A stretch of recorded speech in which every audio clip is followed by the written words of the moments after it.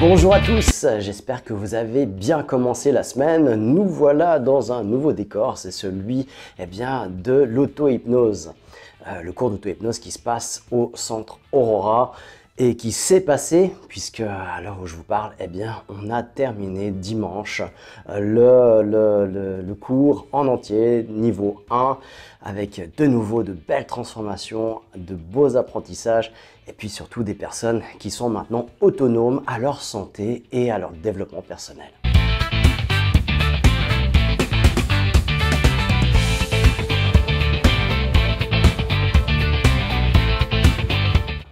Bonjour, je m'appelle Gilbert Dagon. Si vous me suivez, vous me connaissez. Sinon, vous pouvez me trouver sur le site internet Gilbert Dagon. Je suis cofondateur et directeur du centre Aurora et aussi partenaire, directeur des programmes thérapeutiques sur OpenSynapse et développeur aussi de cette application. J'ai le plaisir et l'honneur de vous accompagner dans ces cafés hypnose hebdomadaires, le mardi pour développer une idée, un principe lié au mental, à l'hypnose, au cerveau, à la communication, puisque l'hypnose comprend tout ça, et puis que c'est ma spécialité. Et puis le jeudi, d'en faire une expérience hypnotique, toujours liée au sujet traité du mardi. Voilà, ma spécialité... Voilà, vous l'avez compris, et puis je pense que ceux qui me suivent depuis le temps l'ont compris aussi, c'est l'hypnose et tous les dérivés, on va dire les techniques qui sont issues de l'hypnose ou liées à l'hypnose. J'ai fait énormément d'études sur le sujet. J'ai fait d'abord une première école, ensuite j'en ai fait une deuxième complète en recommençant tout à zéro, en apprenant toutes les techniques sur l'hypnose classique, ericksonienne, nouvelle hypnose et dedans la PNL complète, et puis l'hypnose associante, nouvelle forme d'hypnose. C'est marrant là-dessus, quand on ne connaît pas bien l'historique de l'hypnose, des fois on est tellement enthousiaste dans ces techniques, à découvrir ces techniques, qu'on a l'impression d'inventer des choses. Et puis là, je viens de voir hypnose associante, nouvelle façon de faire de l'hypnose, alors que l'hypnose associante, ça a 25 ans, c'est Olivier Lockert qui l'a théorisé, on va dire, qui a écrit les premiers livres dessus, qui l'a appelé l'hypnose humaniste. Puis c'est aussi quelque chose, connaissant bien l'historique, Olivier Lockert, c'est basé sur des recherches antérieures qu'il a poussé plus loin simplement. Donc aujourd'hui, en termes d'hypnose, il n'y a plus rien qui s'invente. S'il y a quelqu'un qui proclame avoir inventé quelque chose, il faut se tourner un petit peu vers l'histoire pour pouvoir voir effectivement que c'était pas une invention, que ça a certainement déjà été pratiqué tel quel, voire peut-être légèrement différemment. Mais en tout cas, voilà, on est tellement enthousiaste dans ces techniques que des fois, on fait des ponts entre les choses, puis on a l'impression de découvrir des choses, et puis si on se penche dans l'histoire, on peut se rendre compte que ça existait déjà et que c'était déjà des pratiques utilisées il y a presque, en tout cas, pratiquement un siècle, voire plus. Voilà, et ça m'amène à une réflexion aujourd'hui. C'est justement cette inconscience du changement. Souvent en hypnose, mais dans d'autres techniques thérapeutiques. D'ailleurs, je vous annonce aussi que vendredi, il y aura un direct, comme une fois par mois. Alors, on l'a fait maintenant en enregistrement. Donc, on faisait avec OpenSynapse et Centre Aurora un direct par mois, avec dernièrement presque une année avec des invités. Et on parle d'un sujet qui concerne l'invité. Dernièrement, on a eu Thierry Balthazar qui a écrit le livre Burnout, un signe de bonne santé. On a pu, vous pouvez retrouver ce direct où on a développé cette idée-là ensemble sur le burnout, comment lui voit les choses et puis comment on voit parfois les choses à travers l'hypnose et à travers mon expérience aussi dans ce domaine. Vendredi 28 février, j'accueille au Centre Aurora et dans ce direct OpenSynapse, j'accueille Anouk Poget qui nous parle de sa pratique, de sa découverte plutôt en accompagnement coaching. Elle a plus de 20 ans d'expérience dans le coaching et qui a développé ou par la force des choses a découvert eh bien, des mises en tension chez les gens. C'est-à-dire qu'ils vivent quelque chose, mais n'ont pas envie de vivre cette chose-là. Et c'est cette résistance à vivre la chose qui se présente dans leur vie qui fait que c'est douloureux ou qu'ils n'arrivent pas à dépasser et à progresser. Et elle a trouvé une technique par des suggestions qu'elle appelle des mantras, eh bien, par la force de répéter une phrase qui sera composée de manière très spécifique et intelligente pour pouvoir vraiment libérer la résistance et donc libérer l'émotion et pouvoir s'apaiser ou aller de l'avant. Alors, on voit ça vendredi avec Anouk Poget. Je vous invite à suivre cette interview.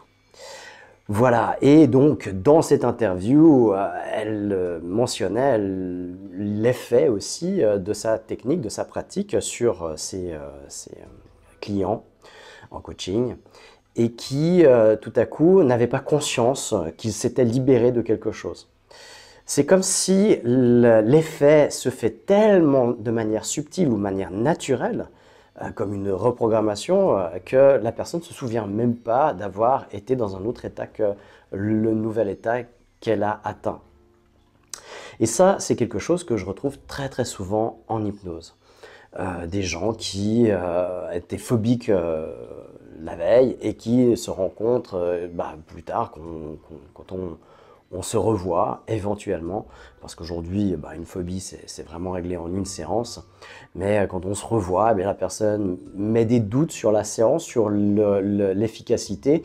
Et quand elle décrit ce qu'elle a réussi à faire, c'est la preuve que la phobie a disparu.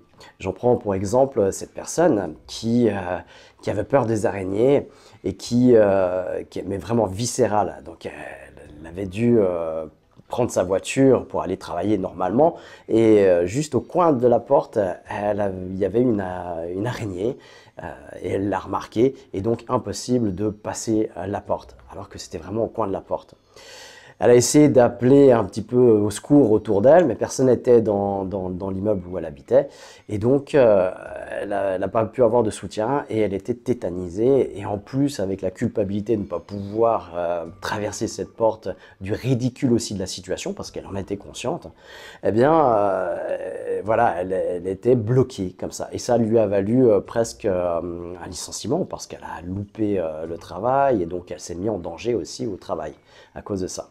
Quand elle vient me voir, eh bien, c'est la situation initiale. Elle est là, elle n'en peut plus. Elle n'en peut plus parce que c'est quelque chose qui lui pourrit la vie depuis son enfance.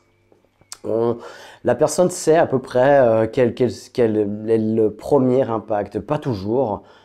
Parfois, elles savent. Parfois, vous savez. Parfois, c'est clair d'où ça vient. Vous avez voilà, une intuition où vous savez que c'est à partir de ce moment-là que ça a commencé. Et cette personne-là, elle le savait, en tout cas, elle avait des suspicions sur un événement dans son enfance, dans sa jeunesse. Donc, on va traiter ça, on va voir si c'est ça, effectivement, avec l'inconscient. Donc, en hypnose, on va vérifier la supposition du conscient. On nettoie, alors effectivement, il y a quelque chose, on nettoie l'impact émotionnel.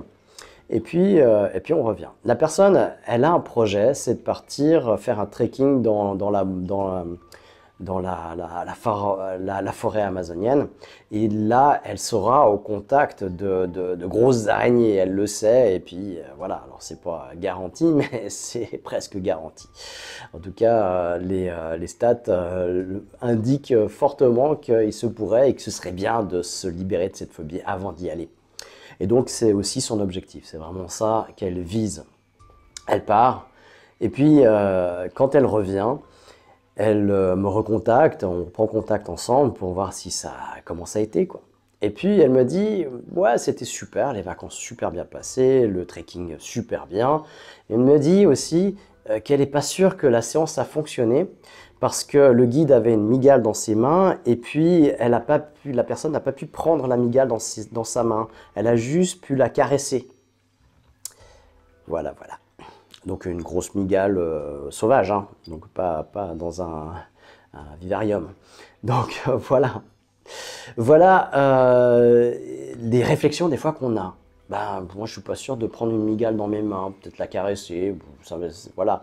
Mais la peur d'avant n'est plus pareille parce qu'elle n'aurait jamais pu approcher, regarder la migale, elle aurait encore moins pu la toucher avant. Et à partir de là, eh bien, il n'y a plus de problème avec les araignées. Alors, les araignées d'ici, évidemment, dans la région où on est, elles sont beaucoup plus petites, beaucoup moins impressionnantes et puis beaucoup moins dangereuses aussi. Et donc, du coup, ici, il n'y a plus de problème. Donc, passer une porte où il y a une araignée, il n'y a plus de problème. Les nettoyer à la maison, les sortir ou les tuer, la personne, quand même, je pense qu'elle, d'après ce qu'elle me disait, elle arrivait même à les sortir, donc pas les écraser, quoi. Donc, à avoir conscience aussi de la vie et du vivant et de les respecter. Donc, elle a fait un chemin qui est incommensurable, mais dans ses propos, eh bien, elle paraît en être ignorante. Et c'est pas ça, c'est un exemple parmi, voilà, c'est peut-être, on va dire, 6 personnes sur 10 qui n'a pas conscience des transformations et des changements qui s'est opérés depuis la séance. Et pourquoi ça se passe comme ça?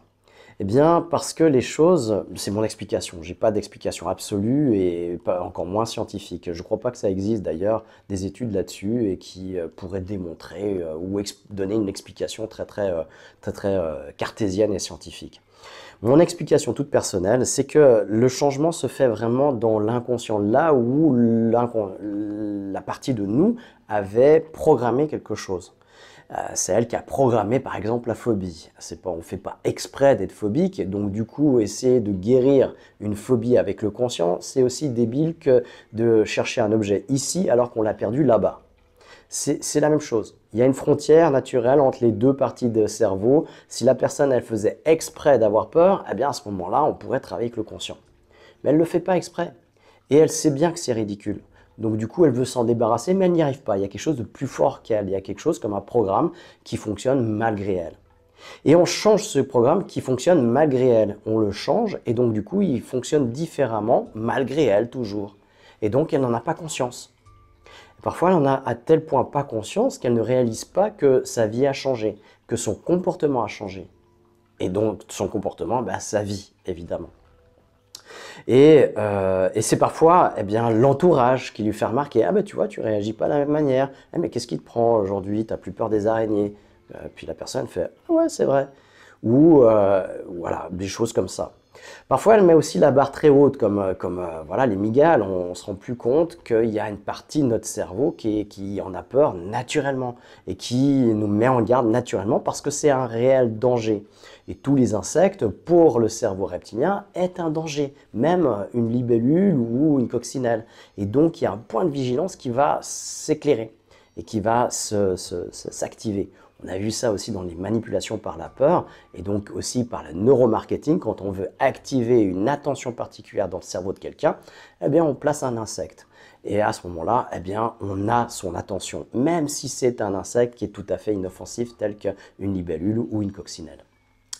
Donc voilà, c'est des choses qui sont assez étonnantes quand on pratique l'hypnose, qui peuvent être aussi un petit peu frustrantes parce que, eh bien, effectivement, les gens font leur petit bonhomme de chemin et puis nous recontactent pas pour nous dire ça a fonctionné. Un peu comme quand on va chez le médecin parce qu'on a une grippe, il nous donne des médicaments, on l'appelle pas 7 jours plus tard pour lui dire écoutez, merci beaucoup parce que ça a fonctionné, quoi, je suis plus malade. Non, voilà, c'est comme ça. Et donc, ça peut aussi, nous, hypnothérapeutes ou les thérapeutes en général, on a besoin de savoir que ça a fonctionné. Parce que des fois, on en doute, parce qu'on est des fois novices dans le domaine. Pour les personnes qui commencent, ça peut les rassurer, ça peut donner vraiment quelque chose, voilà, une attention, de l'assurance, et puis du plaisir aussi à avoir des résultats positifs, évidemment. Qui ne veut pas des résultats positifs dans ce qu'il exerce? Évidemment, ça fait toujours plaisir. Et puis aussi, ça marche par le bouche à oreille. Donc si les personnes n'ont pas conscience du résultat qu'elles ont, c'est dommage parce que ça ne nous fera pas de la publicité ou faire venir d'autres personnes qui pourraient en avoir besoin. Donc voilà un petit peu le côté frustrant du thérapeute. Après, on est là pour servir les patients, pour qu'ils aillent mieux. Et donc, voilà, si on n'a pas de nouvelles, bonne nouvelle, comme on dit. Et on espère vraiment que c'est suite à de bonnes nouvelles qu'on n'a pas de nouvelles, que ça se passe bien pour les patients. Voilà, alors je voulais attirer votre attention sur ce changement tellement doux qu'on ne s'en rend pas compte et qu'au final, eh bien, c'est peut-être l'entourage ou au bout d'un certain temps, des personnes qui se rendent compte que ça a changé. Parfois, le changement, il n'est pas immédiat, il prend un certain temps. J'en avais fait un cas d'étude parce que j'avais raté une séance, entre guillemets. Une personne qui était venue pour une phobie, alors pour 3 phobies, hein, pour les ascenseurs, les tunnels et l'avion. Alors, il faut bien commencer par une chose. Et l'inconscient fait parfois des liens entre les choses, mais parfois pas. Mais on ne sait pas comment il va prendre une séance d'hypnose. Est-ce qu'il va faire une généralisation sur tout? Est-ce que tout est lié ou non? Il faut faire une séance par phobie. Alors, je lui laisse choisir et il me dit plutôt l'avion. Alors, il n'a pas un voyage immédiat à faire, mais dans 1 mois et demi, il devait prendre l'avion. Par contre, l'ascenseur, les tunnels, il aurait été plus confronté à ça. Mais je lui signifie que ce serait mieux peut-être l'ascenseur ou les tunnels. Mais non, il veut faire l'avion. Bon, on fait l'avion. Ok, très bien. Et puis, on fait la séance, on prend un rendez-vous 2 semaines plus tard, c'était au début de ma pratique. Et puis là, 2 jours avant, il m'appelle pour me dire, écoute, j'annule le rendez-vous, ça n'a pas marché. Et donc, voilà, ça n'a pas marché, l'hypnose, ça ne marche peut-être pas sur moi, eh ben, on annule. Puis je dis, mais t'as essayé de prendre l'avion? Puis il me dit, non, non, alors comment tu peux savoir que ça n'a pas marché si tu n'as pas pris l'avion? On a fait la phobie de l'avion. Et il me dit, ouais, mais je suis resté, je devais monter dans un ascenseur, monter quelques étages avec un ascenseur, et je suis resté bloqué, j'ai pas pu, j'ai dû sortir très vite, en panique, et tout ça. Je dis, mais encore une fois, peut-être que je t'ai pas bien expliqué, mais des fois, l'inconscient fait des généralisations entre les choses, des ponts entre les différentes phobies ou les différentes problématiques, mais parfois pas. Et là, il me dit, ouais, mais peu importe, on laisse tomber. Bon, ok. J'en fais un cas d'étude où justement j'aurais peut-être dû préciser l'état d'hypnose, les généralisations de l'inconscient, du timing, et puis insister sur le fait que s'il y a 3 phobies, on va prendre déjà la première à laquelle il sera confronté, et pas le laisser choisir.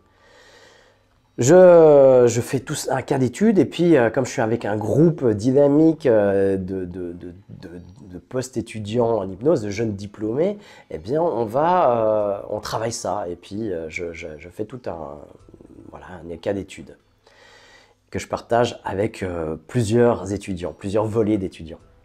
Et puis 1 année plus tard, il me rappelle pour me poser une question sur quelque chose. J'ai pas eu de nouvelles depuis. Et là, il me rappelle pour me poser une question sur un autre sujet. Et puis à la fin de la conversation, il me fait « Ah, en fait, tu sais, pour mes phobies, là, c'est terminé, les 3 sont réglés. » Je dis « Ah ouais, cool, excellent. Et qu'est-ce que tu as fait ?» Il me dit « Mais c'est notre séance d'hypnose. » Là, j'étais surpris parce que je me disais « Comme ça n'avait pas marché, il a sûrement dû faire autre chose qui lui a permis de s'en libérer. » Eh bien non, c'était notre séance d'hypnose unique qui avait finalement marché pour les 3 choses. Mais ça avait pris, il m'a dit, 1 semaine et demie de plus. Et puis à partir de là, les ascenseurs c'était bon, les tunnels c'était bon, et puis l'avion, quand il a dû le prendre 1 mois plus tard, eh bien c'était bon aussi. Et ben voilà. Et là, j'en ai fait un nouveau cas d'étude, c'est qu'au fait, on ne sait pas non plus en combien de temps l'inconscient va régler la problématique dans laquelle on est. Alors, généralement, la phobie, quand on fait une technique phobique, si on avait fait les araignées ou les chiens, on va tout de suite se confronter à l'objet phobique et on voit bien que c'est réglé. Par exemple, des phobies que j'ai eues, les personnes ne peuvent pas regarder sur un écran de téléphone l'objet phobique. Ils ne peuvent pas, c'est pas possible.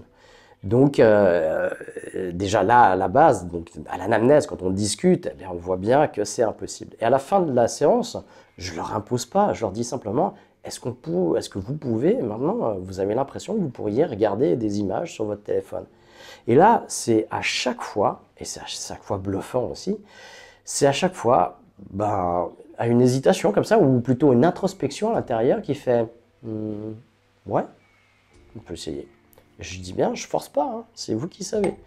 La personne prend son téléphone portable et puis elle commence à scroller dessus sur les images, donc à toucher les images, alors qu'avant, elle n'était même pas capable d'en voir une, même sans toucher. Une vraie phobie, c'est comme ça, hein. C'est à ce point-là. J'ai une personne qui avait peur, qui avait une phobie des souris. C'est pas une peur, hein, justement. Je me suis repris, hein, c'est pas une peur. Une phobie, c'est irrationnel. Une peur, ça peut être rationnel. La plupart du temps, c'est irrationnel aussi, mais ça peut être rationnel. Tandis que la phobie, c'est irrationnel. Et c'est au-delà, ça nous submerge au-delà de tout ce qu'on peut avoir sur le plan des émotions. Donc la personne, elle pouvait même pas dire le mot souris et elle pouvait même pas dire le mot ratatouille à cause du film avec la souris. Et donc il fallait surtout pas prononcer ces mots parce que sinon elle avait des réactions phobiques, mais extrêmement poussées, extrêmement violentes pour la personne. À la fin de la séance, eh bien on peut dire le mot souris, on peut parler de ratatouille du film, et puis elle peut scroller sur des images de souris sur son téléphone portable, après une demi-heure, 40 minutes de séance d'hypnose. Voilà. Et ça, c'est extrêmement bluffant. Alors là, la personne, elle ne peut pas remettre en doute sur l'efficacité de sa séance ou comment ça s'est passé pour elle. Ça, c'est évident. Mais voilà, en tout cas, ça, c'est des fois où justement on peut vérifier tout de suite. Et puis, il y a des fois, on ne peut pas vérifier tout de suite. Alors des fois, ça peut prendre un certain temps aussi d'adaptation, d'intégration par l'inconscient. Et puis des fois, les personnes, c'est immédiat, mais elles ne se rendent pas compte par elles-mêmes, ou elles se rendent compte plus tard par elles-mêmes, ou c'est des gens qui leur font remarquer qu'elles ont changé, ou c'est à la séance d'après où je leur pose la question, comme cette dame, voilà, je fais référence à ça dans notre échange avec Anouk, cette dame qui est en burn-out, est en arrêt complet, et après la deuxième séance, je lui demande qu'est-ce qui a changé. Elle me dit oh rien, il n'y a rien qui a changé depuis notre première séance. Puis je dis bon, vous êtes toujours arrêté. Et puis elle fait ah non, pas du tout, là j'ai recommencé à travailler à 50%. Ah, mais il n'y a rien qui a changé, évidemment. Alors qu'elle était en arrêt quand elle est venue me voir la première fois, donc 2 semaines avant, elle était en arrêt à 100% depuis 9 mois. Donc c'est incommensurable, c'est phénoménal. Et comme elle arrive à me dire, non, il n'y a rien qui a changé. Et puis elle était venue pour 2 choses, pour recommencer son travail à 80%, c'est son objectif. Et puis pour des maux de ventre qu'elle avait, certainement dû à toute cette pression et au burn-out. Et donc là, je dis, les maux de ventre, ça va? Elle fait, ouais, pourquoi? Il me semble que vous êtes venu pour ça aussi. Elle fait, ah ouais, c'est vrai. Ah bah non, c'est bon, ça a disparu. Voilà. C'est extrêmement rapide parce qu'on va vraiment encoder le cerveau. On va vraiment encoder le cerveau là où il a encodé des mauvaises choses. Et donc, du coup, on rétablit le code. Comme un programme informatique où on corrige les erreurs. Et puis, le programme, après, il ne se souvient pas qu'il a fonctionné différemment. Donc, c'est un peu ça. Voilà, eh bien, posez-moi vos questions. Je vous laisse rebondir sur le sujet dans vos commentaires, dans vos partages. Si ça vous intéresse, eh bien, j'ai aussi écrit un livre qui s'appelle Coaching mental au-delà des possibles. Vous avez plein d'informations aussi dessus qui permettent de mieux se comprendre, mieux comprendre son fonctionnement intérieur, mieux communiquer avec les autres et avec soi-même, avec ses émotions, l'encodage du cerveau, de notre vécu. Et voilà, c'est ce qu'on apprend aussi dans le cours d'auto-hypnose, mais vraiment ciblé là pour l'auto-hypnose, pour s'hypnotiser soi-même. Alors je vous souhaite une bonne suite de journée et puis on se retrouve jeudi pour l'expérience hypnotique le soir. D'ici là, portez-vous bien.